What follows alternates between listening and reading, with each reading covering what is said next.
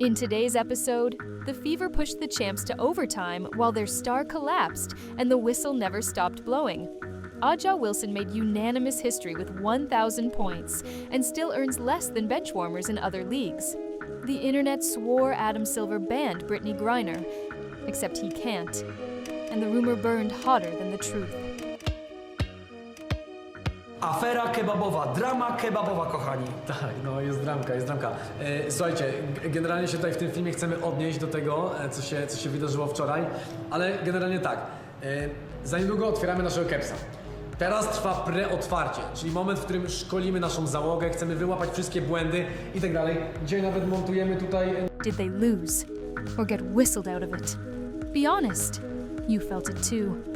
The Fever walked into Vegas and took oxygen. They forced overtime on the champs' floor. Down bodies, down breaks, down calls. Still alive, still swinging. Then the game turned into a ref show. Momentum died in pieces. Every run clipped, every rhythm chopped. Aaliyah Boston fought for space like a heavyweight. Hands up, feet set, position earned. Whistle anyway. Moving screen, bare contact. Still a foul. You saw the clip. You felt the groan. Later the sixth. Two players wrestling for a rebound. 20-something seconds left. Tweet of a whistle. Boston gone. Vegas to the line. That's a season swinging on breath.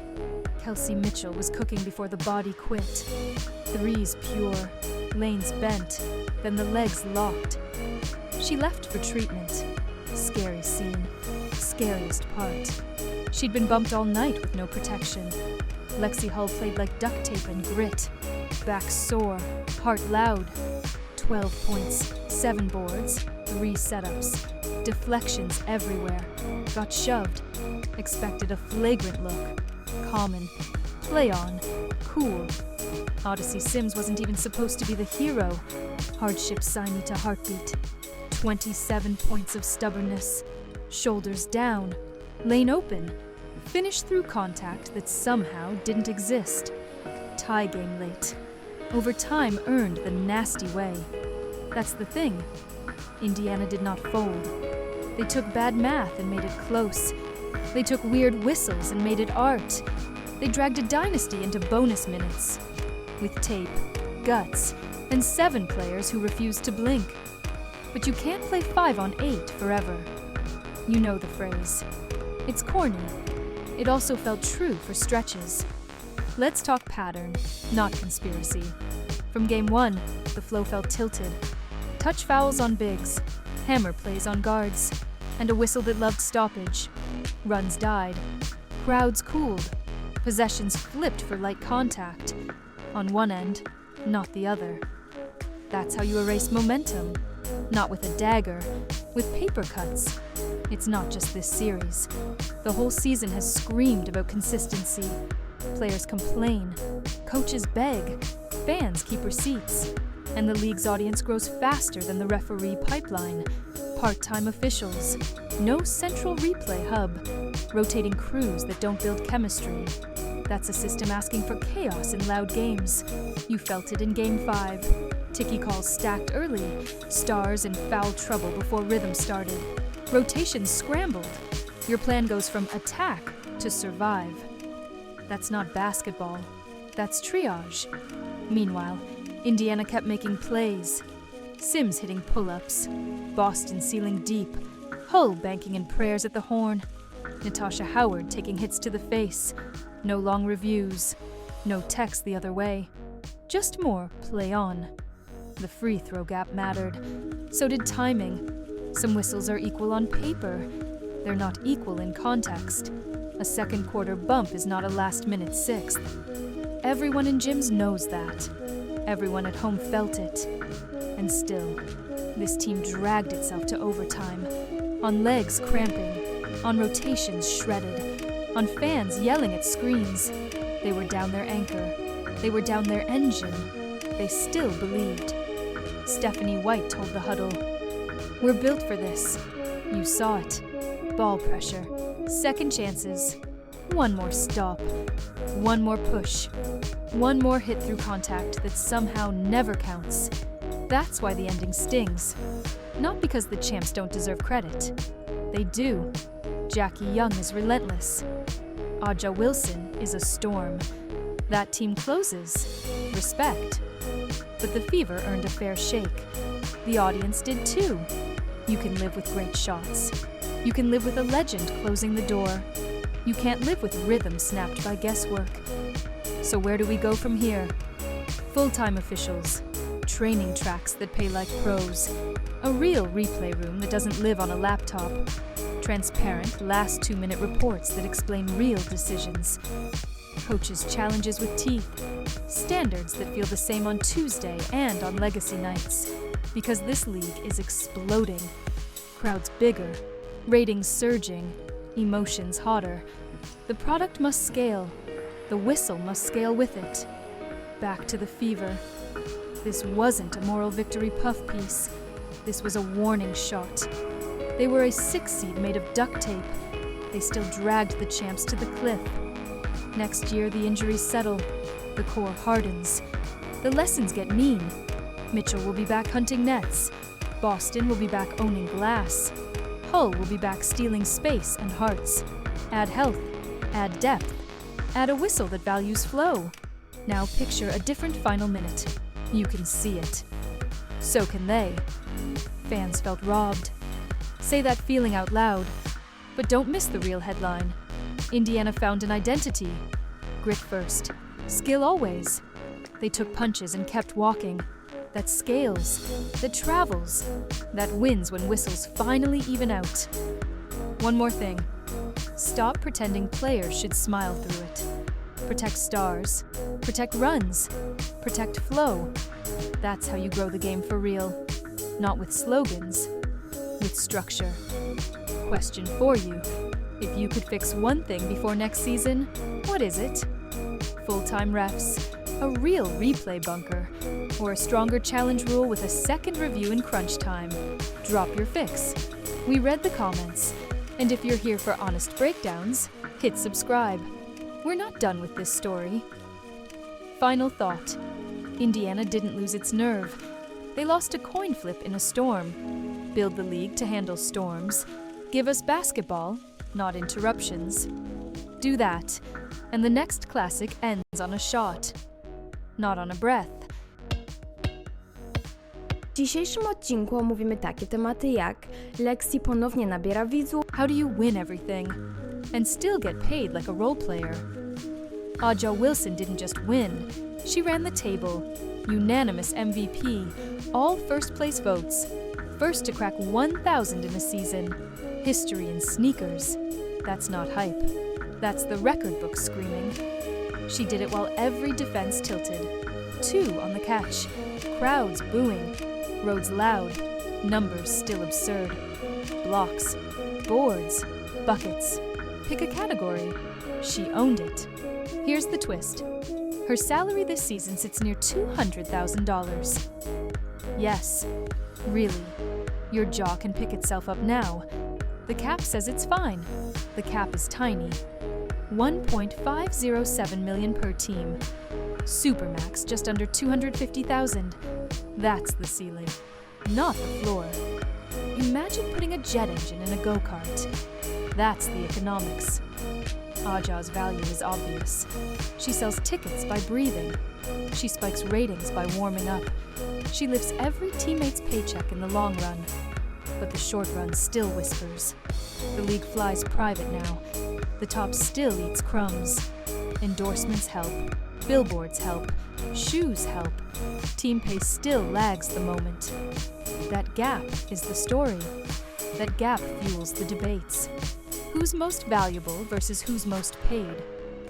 Those are different columns today. They shouldn't be forever. Meanwhile, the Bay is building. Golden State stepped into the league like a headliner. New market, new money, new noise. And yes, they snatched a fan favorite. Kate Martin left Vegas for the Valkyries. Call it timing, call it expansion gravity, call it opportunity. She goes from a stacked contender to a newborn giant with a megaphone. That matters. Minutes matter. Roles matter. Momentum matters. In Vegas, Rotations got tight. Championship teams do that. Veterans soak the clutch. The bench breathes in shorter bursts. Martin delivered when asked. Energy, spacing, tough cuts. But the room shrank as stakes grew. In the Bay, the room expands. New franchise equals fresh hierarchy, fresh pecking order. You can carve a lane with sweat and threes. You can become the culture, not just fit it. Fans love that climb. They buy into arcs. They show up for beginnings. This is bigger than one move. Expansion shakes the tree. Roles fall out in new places. Pay follows attention. Attention follows story. Stars still anchor the plot. But role players write chapters that travel. Back to Aja. Her unanimous sweep says something loud. Not just about dominance. About clarity. No debate. No split vote chaos. The room looked at the season and nodded. That's rare. That's powerful. That should echo at the bargaining table. Because here's the friction. The game outgrew the spreadsheet. Crowds did not trickle. They surged. Ratings jumped. Merch popped. Narratives caught fire. The pay grid is still on yesterday's model. We know the counter. Revenue splits. CBA lines. Hard caps and careful math. All true. All real. None of it changes the eyeball test. The best player in the sport should not need a calculator to feel valued. So what happens next? You'll hear the usual words. Sustainability, parity, competitive balance. Keep those. Add ambition. Raise the ceiling without breaking the house. Tie bigger max contracts to bigger league wins. Let value breathe. Players feel it every day. You can see it in interviews. They're proud. They're hungry. They're also tired of explaining why a supermax sounds like a mid-level. It's time the numbers matched the moment. Not perfectly, but closer. And yes, this intersects with Caitlyn Clark's wave.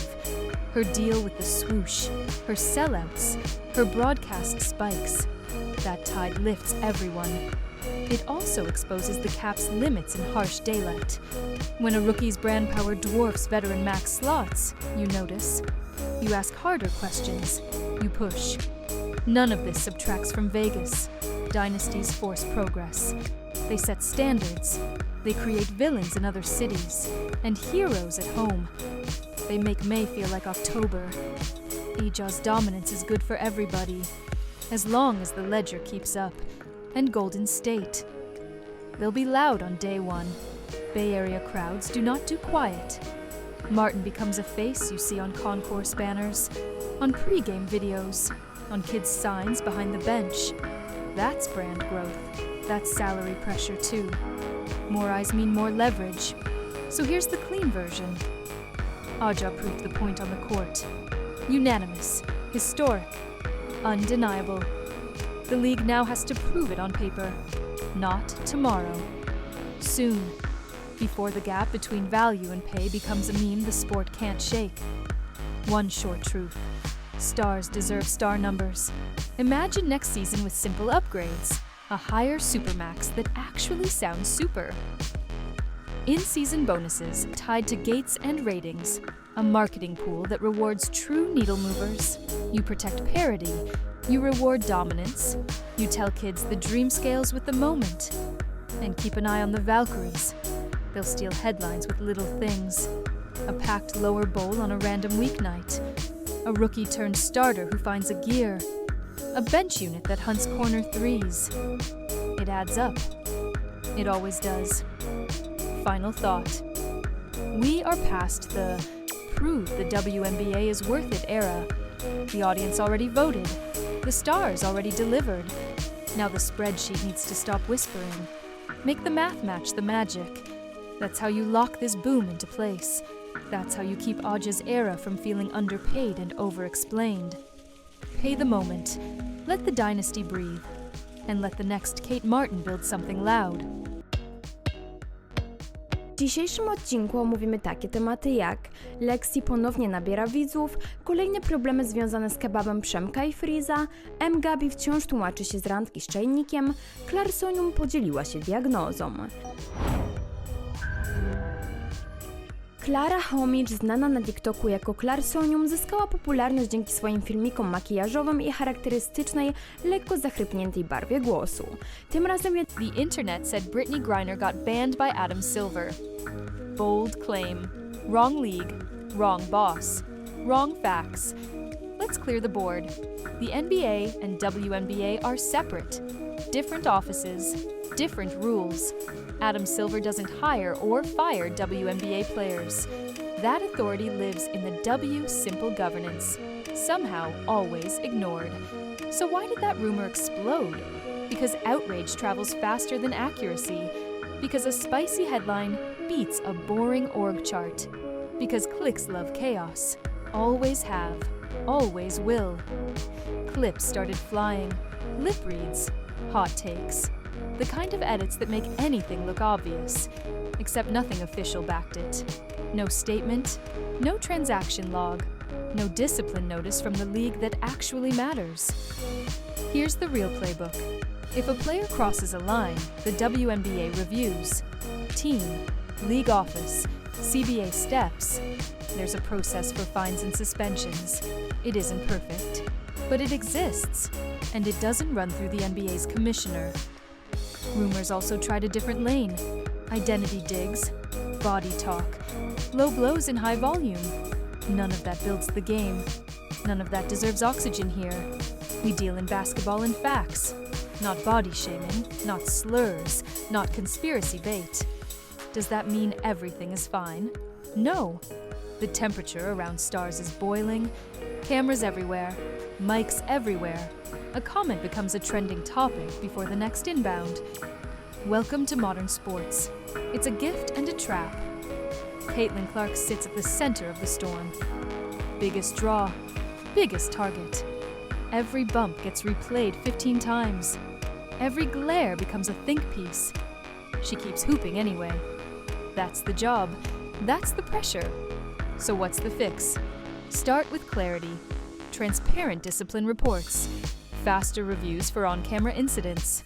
A short public memo when the league looks at a clip. Even if the result is no action taken. Silence breeds narratives.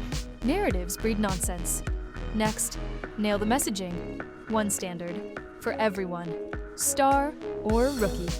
Home or road. Fans can live with tough calls. They can't live with mystery. And yes, protect players from targeted abuse. Online and in arena. Set lines. Enforce lines. Make the boundaries loud enough to hear in the last row. Media literacy matters too. Check the source. Check the sourcing of the source. If report means a creator thumbnail and 0 documents, it's not a report. It's a rumor with better lighting. Back to Griner. She's polarizing. That's obvious. But polarizing isn't a verdict. If something real happens, the W will say it. Until then, we're not drafting punishments out of hashtags.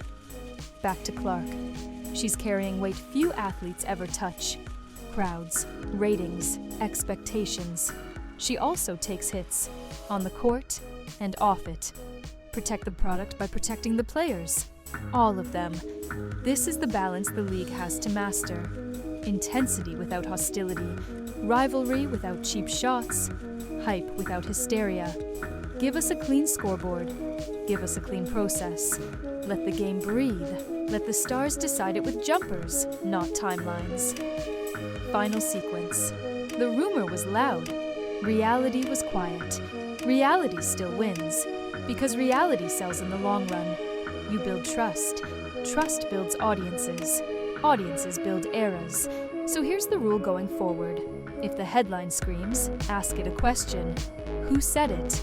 Where's the paper trail? Which league office could even do that? If those answers don't show up, neither should your belief. Protect the players, protect the truth, protect the game. Do that, and the noise fades. The basketball doesn't.